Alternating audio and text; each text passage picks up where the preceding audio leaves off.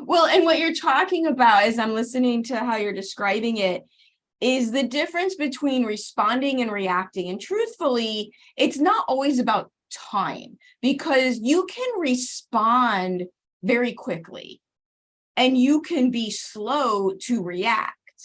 But what's the feeling underneath it? If the feeling is one of control, and to use that word again, intentionality, then you're most likely responding. But if the feeling is out of control, victim-y, panic, then odds are you're reacting, and that's just not going to go as well. Mm-hmm. And I want to piggyback off what you just said, because if you're reacting, then it's also like you have a fear stimulus there that's driving you there. So you already feel tense about it going into that. So it's like, your mind's already not conducive to that. Hi, I'm Erin Marcus, former corporate executive turned entrepreneur and founder and CEO of Conquer Your Business. Welcome to the Ready Yet podcast. We're excited to bring you more than 100 episodes of interviews and insights designed to help entrepreneurs get the financial and emotional freedom they need in order to build a business and a life they're proud of.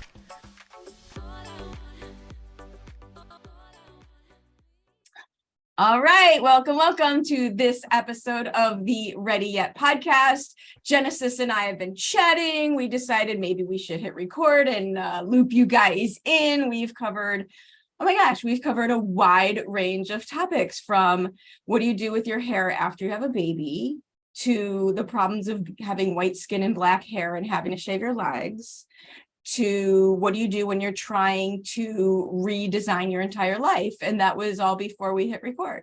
So I'm excited to loop everyone in. But before we get back into our conversation and share this with everyone, why don't you tell everybody a little bit more officially who you are and what you do? Well, first and foremost, thank you so much, Erin, for having me in your space. Everyone, I am Miss Genesis Amaris Kemp, the firecracker, mindset hacker, and visionary coach. I'm also the founder and host of GEMS podcast with Genesis Amaris Kemp, and I've had the pleasure to have Erin on my show, and that was Ubers of fun. And outside of that, y'all, I am a mommy, a first-time mommy. I'm 5 months plus in the game, so it has been a whirlwind and definitely a roller coaster ride. So I'm rolling with the homies. Right? I mean, I do not have kids. However, I have watched, I'd love to hear your take on this. I have watched so many women have so many great plans for what they were going to do and how they were going to do it, and then have the baby. And like, I know that when Eisenhower had this quote, he was talking about going to war, but I think the quote still applies where, you know, when going to war or when having a baby, the plans are irrelevant, but the planning process is very, very important, right? So how has that been, though, as an entrepreneur and as someone juggling all this and the new mom situation? So it is definitely eventful. Let me tell y'all first and foremost, like, you can't plan your day like without including your baby first and foremost, because you're on your baby schedule, not the other way around. Because there have been times where I'm like, okay, we're gonna do this, this, and this, and she's like, No, for real, mommy? No. no. And it's always at the times where you're like, okay, come on, we got to get out the house. We got to get here by there. And like, you're already strategically thinking about what you need to do. And you're like, okay, I put it in Waze. Waze says, if I leave at this time, I can make it by this time. But then your baby decides to take a pee, or your baby decides to have a blowout poop. And then you're like, really? Are you shitting me? You really just Like literally and figuratively, right? Literally. So, and I think for entrepreneurs, not that this doesn't happen for everybody, but entrepreneurs are usually so driven. And it's not that anyone welcomes those situations, but when I think about if there is a particular group that those types of situations, derailments of your plans and your goals, like relearn how to grow your business now that you are less in control of what's going on around you? So the one piece of advice that I've learned and that I would give to your audience is be flexible and be open. Like, realize that not everything is going to go as you plan accordingly. However, if it does not go as you have initially planned, that does not mean the break-ins are bad.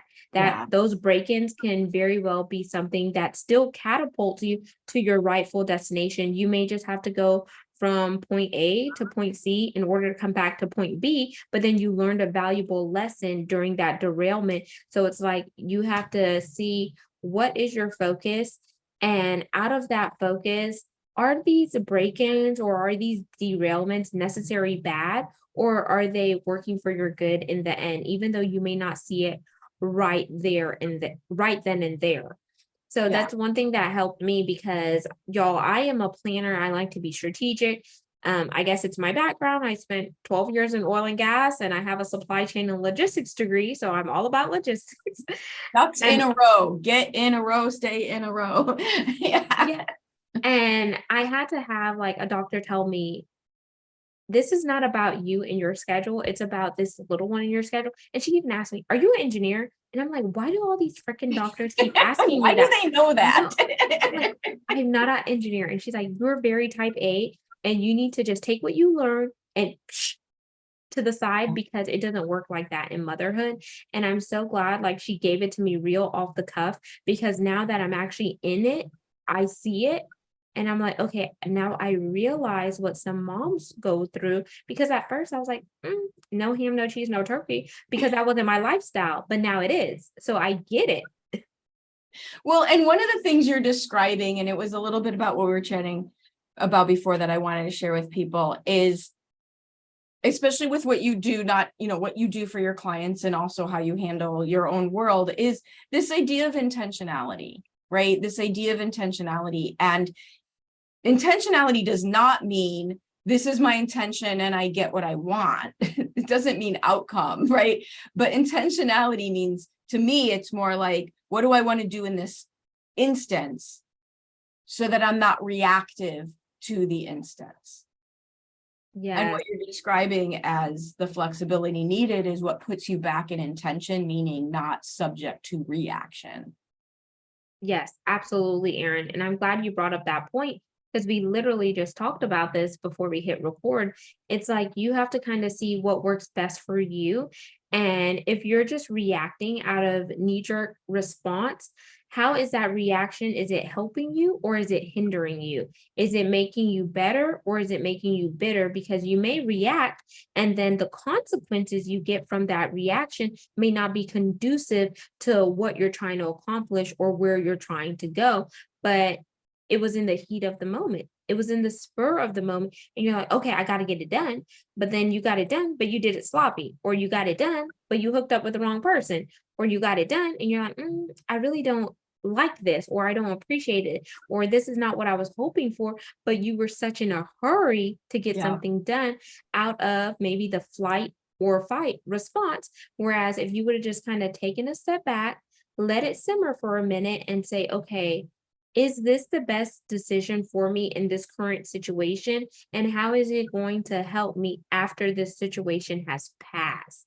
And bring it into your vision, bring in clarity, bring in direction, bring in focus, and put it all together. But we're all human beings and we all react sometimes. But there's been times where I'll be like, shiitake mushroom, I should not have done that. But the words came out. I had the faux pause, or I already hit send on that message, and you can't, delete it, or I already hit swipe on that credit card, and you can hit a return, but it's still gonna take 3 to 5 days. Well, and what you're talking about, as I'm listening to how you're describing it, is the difference between responding and reacting. And truthfully, it's not always about time, because you can respond very quickly and you can be slow to react. But what's the feeling underneath it? If the feeling is one of control, and to use that word again, intentionality, then you're most likely responding. But if the feeling is out of control, victim-y, panic, then odds are you're reacting, and that's just not going to go as well. Mhm. And I want to piggyback off what you just said, because if you're reacting, then it's also like you have a fear stimulus there that's driving you there. So you already feel tense about it going into that. So it's like, your mind's already not conducive to that. So I'm going to back up. I want to learn more about your story. Explain to me and those of us listening, if you would, how does a person with the logistics degree and your experience of very tangible ducks in a row become the visionary coach that you are? Okay, so let me just give y'all the Cliff Notes version. So I'm not taking y'all down a rabbit hole. So I worked in oil and gas for 12 years, corporate for 15 years. I worked for a Fortune 500 company for 7.5 years. When I got hired on there, I took a step back in my career where I was going from an HSC manager to an admin because I wanted to work for a big company with international ties. Then I was going to school full time at night and working full time. So I was a psychology major first for 2 years. Then my first engineering boss told me, what do you plan on doing with a psychology degree at this company? Fast forwarding, I changed my degree. The company started footing the bill. So I was like, woohoo, hashtag winning. Yay. And then fast forwarding, working into my career, climbing the corporate ladder, having all these accolades and etc. Boom, here comes the pandemic. And then here comes the Ukraine and Russia spit spat. Then I found out I was being laid off because there was 2 types, voluntary and involuntary. I'm like, this doesn't make sense because I'm working for global supply chain and I have a supply chain degree at this time. So I was like, oh, okay, cool. No ham, no cheese, no turkey. It was right after the time that my dad had passed a week earlier that I got the phone call from Singapore that I was being laid off. So I was already not in a good spot. So I'm like, okay, hung up the phone. Didn't know what the hell I was going to do. Then some people started reaching out to me because they knew about my book, Chocolate Drop in Corporate America. They knew about my big push for DEI&B, which is diversity, equity, inclusion, and belonging. And they're like, hey, you're really good in this area. Do you mind coaching me? And I had no idea that I was going to coach. And they're like, you're already giving so much advice or whatnot. We'll pay you. I'm like, oh, okay. I can tell people what to do and they'll pay me. I was like, yes. Won't he do it? Hashtag winning. So then I was like, yeah, because I already do visionary boards. I envision where I want to go. I manifest what I want my year to look like. I'm very intentional about the words that I speak over myself, over my family and whatnot. And I'm like, okay, visionary, you have to have a vision. And without a vision, people perish. And I'm like, if I'm doing it, I live it, I breathe it, I walk it like I talk it. So let me help somebody else. So then that's boom, how the visionary life coaching came into fruition. And I'm like, okay, I could kind of take everything that I learned from corporate, from me having a bottom of the barrel mentality to like growing with this corporation, having all these things and apply it to personal life, because personal and professional, you just kind of take both of them and you can mix it together, because no matter what stage in your life you are, you're still going to have goals. You're still going to have visions. It's about taking those visions and making them reality. Because if you have a vision and you're not turning it into a reality, it's just a dream. You may blink and wake up and you may not even remember it. Love what you're learning here and interested in more? Check out conqueryourbusiness.com to get immediate access to all sorts of additional resources and stay updated on our upcoming training events.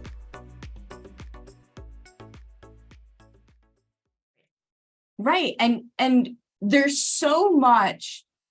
And I'll be the first one to tell you, I work with a lot of entrepreneurs who had really, really successful corporate careers. They open their business and they get very frustrated that they're struggling. And I absolutely agree that there's a lot of things about a corporate career that you come with these assumptions and these experiences that actually make entrepreneur world harder for you than it has to be. However, there's also some huge positive takeaways for learning how big business does business, because I do find more ex-corporate people treat their entrepreneurship as a business as opposed to, oh, just this thing I'm trying to do, or this hobby that I'm not tracking how things are going. So taking some of those lessons and experiences and applying it to the life coaching world, could see all sorts of new results. Yeah. And if I can piggyback off that, Erin, if you don't mind, Yeah. I would also tell the listeners out there is don't be afraid to fail. I've had a lot of no's, a ton of no's, but just see the no's as new opportunities or next openings. Kind of take what you learn from corporate and just apply it, but then don't hold yourself to a certain standard, because when you're working in a corporation, you have other people that you do work with.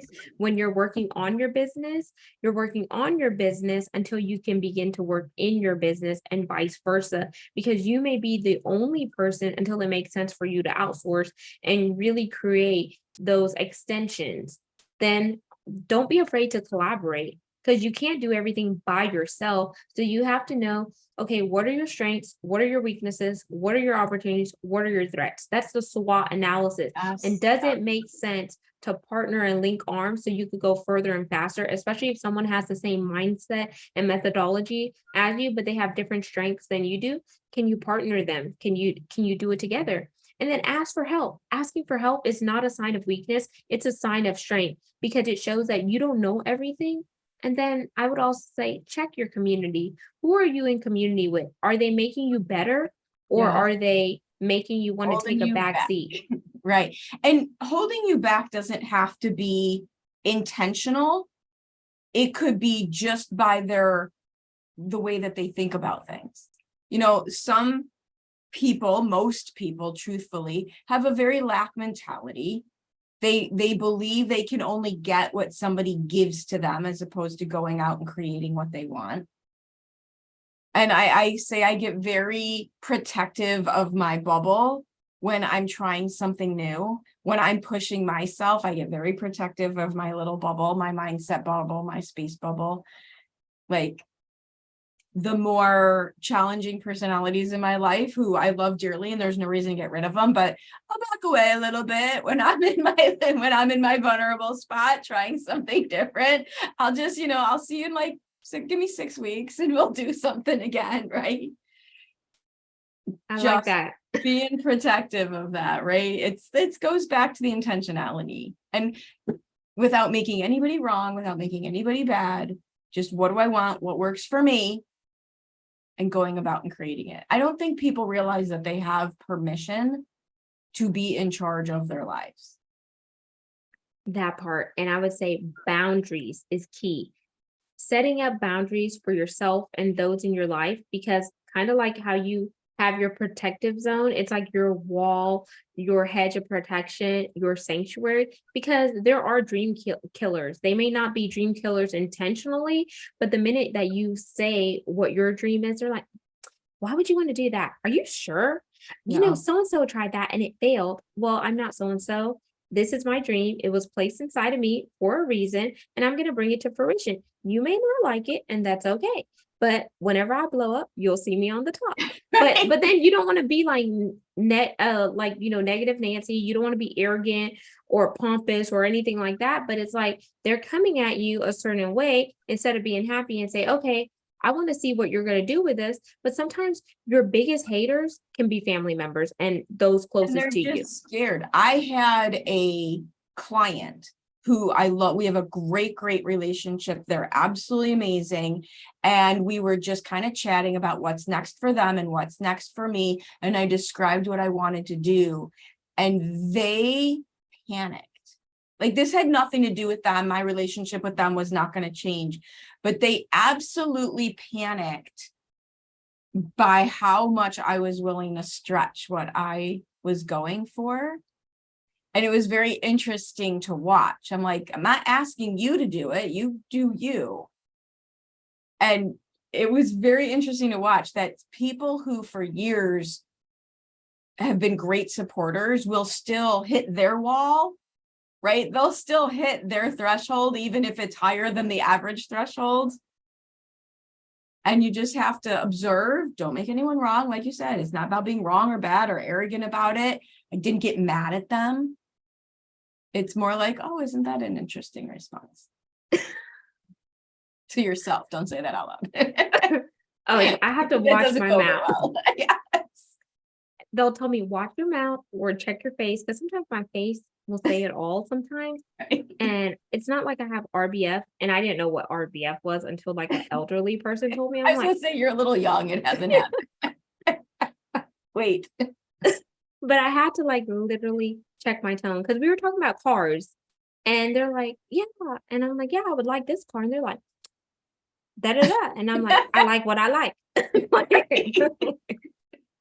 Yes, there's no luckily I'm confident enough to share how I feel because you're gonna know it anyway. So I might as well own it. Might as well own it. So what's next for you? This is another thing about intentionality we were talking about with what I'll put it to you this way. If someone finds themselves at a crossroads, right? There's a whole lot of reason. We were talking about the ups and downs of this past year in business. We were talking about the ups and downs and the challenges of new family situations. And I do this exercise probably at least twice a year, where I sit down and basically take an inventory of everything that I'm doing, everything that I'm trying to do. And it's like, is this what I really, do I still want to do all this? I think we get like, you put your head down, you keep doing the work, and you forget to pop up and see, am I still in the direction I wanted to be? Yeah. So I call it the reinvention part. And instead of talking about like goals, I'm like, what's attainable? So like, yes, I still have goals, but I want to make sure that those goals are attainable. So what's next for me? I've been saying that I wanted to do a workbook to go along with Chocolate Drop in corporate America. So I'm like, okay, do I really want to do the workbook? And is there a need for the workbook to hold the readers accountable? Or do I want to do an audio book? Because, the way people read has changed. Some people are not book readers where they sit down, but they want to put it in their ear. So I was like, yeah, I think I want to do that. So that's on my possibilities list that I'm going to turn over into making it reality based on how I, frame it up, because I want to do it with my own voice, not someone else's, because I'm the writer. I want to be the audio person too. Works for me. So that's next. Collaborations, doing more collaborations on the mom front side of things, as well as the podcast side of things. Right now, I'm at 724 episodes. I have some other amazing guests lined up. So I'm looking to get that up to, I'm going to say 830 right now. And I just say 830 because that's the first number that came into my head. So I'm being intentional. 830. Right? Means something, right? It means something. And then once I get to 830, I want to see the metrics go from the top 2% globally to that top 1% to the top 0.5%. And I was like, holding myself accountable to those metrics is going to shake out by the amount of content that I put out there, by the amount of listeners that I get in, and by me spreading the reach. Because it's not just about the Genesis show, as I told you, it's about how are we coming together to share gems that are going to revolve around the pillars, which is to put out content that's educational, inspirational, and motivational. So that's one of the things for 2023. So well, and I'm going to cut you off. I'm going to cut you off because what you're doing right now is exactly the perfect melding of the logistics degree and the visionary. Good job, you, right? Like, seriously, like, there's so many people out there who get way in the weeds of the tactics, but they don't know what they're trying to do. They just, again, head down, work, but what are we even working for? And then in the other extreme, you have the dreamer who doesn't actually put any plans in a place.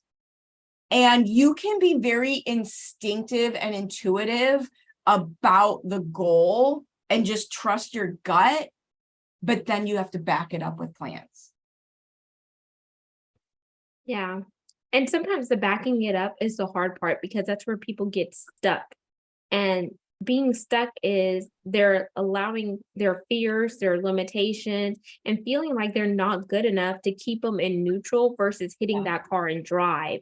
And that's the part where people like you and I come together to help them go from neutral into drive in order for them to reach their final destination.